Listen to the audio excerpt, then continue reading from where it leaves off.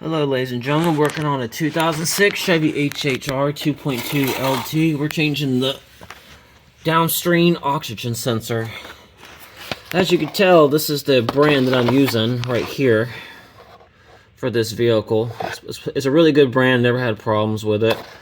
And as you can tell,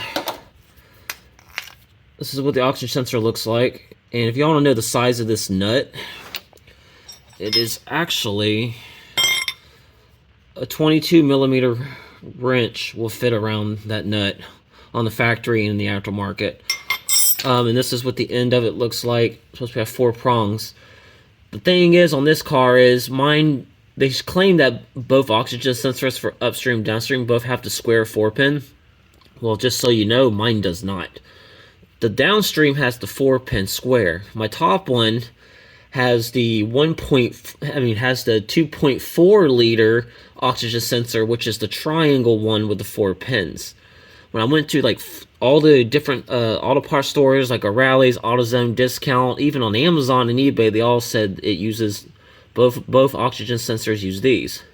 Mine doesn't. It's weird because mine uses the 2.4. So if I have to call to order or go online, you got to get the one for the 2.4. So if yours is triangle, then you need to be sure that you need to get the upstream as triangle, but check it first before you order, because I don't know why GM put a 2.4 liter oxygen sensor on the 2.2s, and they put a regular 2.2 liter oxygen sensor on the downstream. So we're going to show you exactly how I did this, and as you can see, this vehicle has over 222,000 miles, and this oxygen sensor was welded on here. I thought I was going to have to crank it up to be able to get it off. But to be honest with you, I didn't have to. I just took a hammer and this this wrench, banged it off. But what I did is I took a wire brush and got all the rust around here off as much as possible. And because usually when they get this rusted, you usually have to start the vehicle, let it run for like 5 minutes so it gets hot, turn it off, then usually you can break it. But I didn't have to do that, thank God. I just cleaned a lot of the rust off as I could, because I can't find my what's it called, my little metal brush that goes on a drill to get all the rust off. I didn't have to put no WD-40, no PB blaster on it. So I just banged on it right here a little bit around the nut to try to loosen it up. Stuck the 22 millimeter wrench on it. It popped right off. I just got to take the rest of it off. Might have to bang on it again though to get it loose. As you can tell, it's loose. The light for the P1071 keeps popping up telling me there's like 9 different codes, but all the other shit's been replaced, and I can only think that this could be the only problem, is they replace oxygen sensors.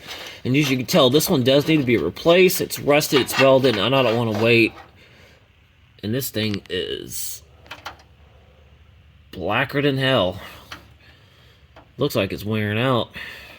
Could be wrong. But with the age of the vehicle, the miles, it's probably recommended. On every GM vehicle, I've always had problems with oxygen sensors going bad eventually. Especially when vehicles hit about 230 to 240K, usually all your lights will start going off, and all your sensors will start going out. And as you can tell, this damn exhaust system here is rusted, only from like right here all the way up to the flange. Which, there's no holes in it or anything, but it starts to rattle a little bit. Once I start it, it could be a bracket coming loose or whatever. But this here looks like it's perfect. It's not beautiful, but it's not rusted. But just so you know, that the connector goes behind this shield. So if you want to protect yourself from getting cut, I recommend to put gloves on. But you got to reach up there and get that bad boy. But when you put the new one in, just be sure you put it back in the hole, tighten it up, and I would recommend putting some lube around it a little bit to make it where it's not so tight on there next time. So next time you're going to take it off, it'll come off easy. The top one's a little more difficult because it's easier to get to on the top one, But you just have to take everything off the top of the motor to get to it, which I made that in the first video. If you want to know the part number for this, well, here's the brand again. And here's the actual part number and everything. Right there, as y'all can tell. You can buy these off eBay too, but I bought mine from Amazon. You can buy the upstream ones for like 18 bucks now instead of spending almost $70 on them, even for the top brand ones. So I recommend looking into it so we're not spending a crap load of money. I bought aftermarket ones, and I've never had any problems. I just don't ever buy them used, because I think buying them used is being stupid, because, I mean, not saying like stupid, but I think it's stupidity, because you don't know how long they're going to last. So buy them new, people. That's what I recommend. And as you can see, the motor and everything down here is perfect. And just so y'all know, if you're wondering why my transmission is siliconed, it's because the new gaskets would not work on this car. So I did it the better way, silicone it, tighten everything down, let it dry for 24 hours, make sure it's fully cured and it's never leaked since.